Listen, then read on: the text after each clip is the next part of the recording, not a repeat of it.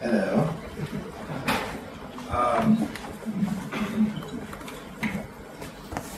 Well, thank you all so much for inviting me here. I'm very humbled and honored to be here. I've never been to Poland before, and it's just been absolutely lovely.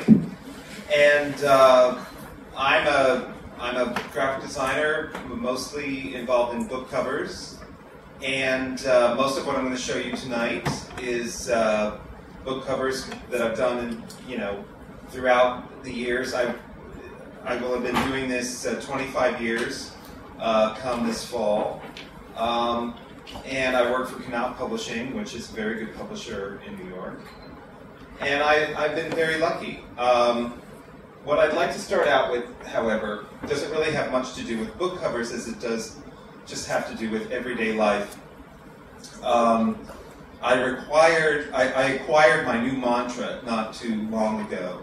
And I work and live in New York City, in Manhattan, and I have for 25 years. And one of the great things about it is you sort of are bombarded with constant bits of information all day, whether it's visual information or verbal information. And the mantra thing was definitely a piece of verbal information that I overheard. I was standing in the back of the line at the KFC, Kentucky Fried Chicken restaurant, and there was a gentleman at the front of the line. This was at lunchtime.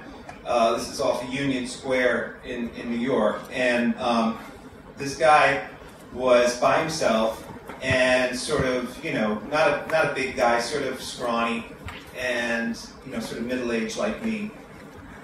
And so he gets up there and he gives his order, and he says, "I would like 3 buckets of 27-piece original recipe chicken." And the woman behind the counter says, "Is that for here or to go?"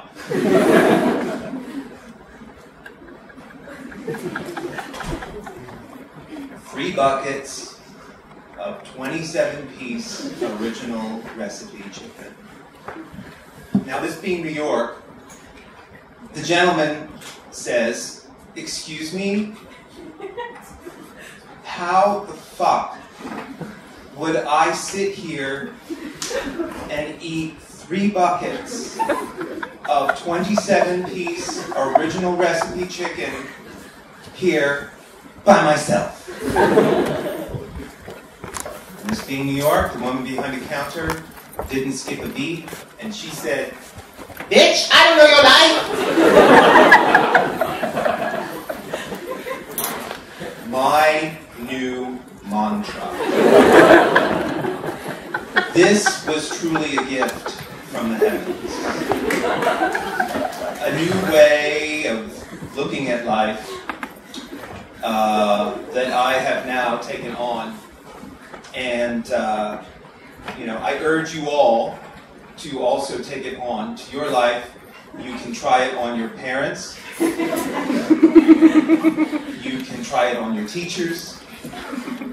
And you can try it on the police.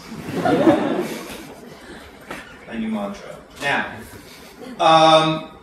going back a bit to when I was in school, I went to Pennsylvania State University in the United States. I grew up in Pennsylvania, and I knew I wanted to be involved in art or creative things. And so, but I also didn't really want to think much about college. So, if you don't really want to think much about college and you grew up in Pennsylvania, you go to the Pennsylvania State University.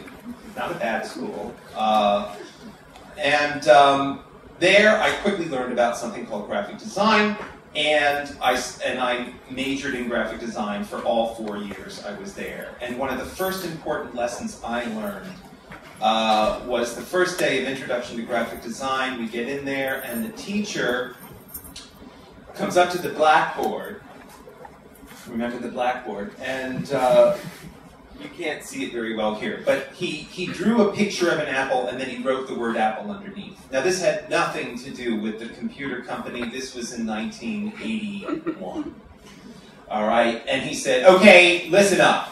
And so he covered up the picture of the apple and just showed this, and he said, you either say this, and then he did the opposite. He covered up the word and then showed the image. He said, or you show this, but you don't do this. You don't do both. Because that is treating your audience like a moron, which is not a good thing to do. So remember that. And I always did. I majored in graphic design. I graduated, and I went to New York City. I knew I wanted to go to New York City. And lo and behold, I got this job as assistant to the art director for Knopf Publishing of hardcover books, the jackets, in New York. And this really wasn't actually what I wanted, but it was what I got. It was the one job that was offered to me. And I thought, all right, I will take it and do it for a year or two, and then build up my portfolio, and then move on. And of course, now it will be 25 years in October.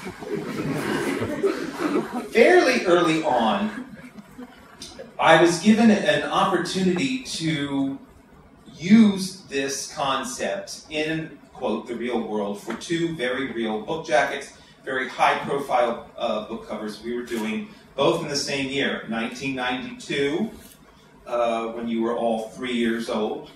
And they were both memoirs about famous actresses. One was Katharine Hepburn, and the other was Marlene Dietrich. And we were trying to figure out visually how the best way to represent them would be. And the more we struggled with this, the more it became clear to us that the Katharine Hepburn book, which was written by her, was basically about, you read this book and it was like she was sitting across the table talking to you. And so it was very much about language. It was about personality, but language, and less her image. The Marlene Dietrich book was the opposite. This was a memoir by her daughter about her mother and her career, and it was all about, frankly, her image and the way she looked. And so these were the two covers that came out. The Hepburn came out first, and the Dietrich came out a couple months later. And so these are the opposite approaches to this problem, in that we felt that Hepburn was well known enough, and it was me, as in her, and that would be enough for her audience to understand what the book was and to get interested in it. And then on the back cover, we had a montage of all the images from her career. Dietrich, it was the opposite. We were literally using her image as typography, as what we now call an icon. That it was her, and that's what you were going to get, and you were going to get the story of this famous image that you've seen. And so both of these were seen as a tremendous risk at the time. We had invested a lot of money in these books, and our editor-in-chief really went out on, what we'd say, out on a limb to back us up and say, okay, we think this is the way to go. It paid off. Both books did extremely well, but we had no guarantee that that was going to happen before doing it.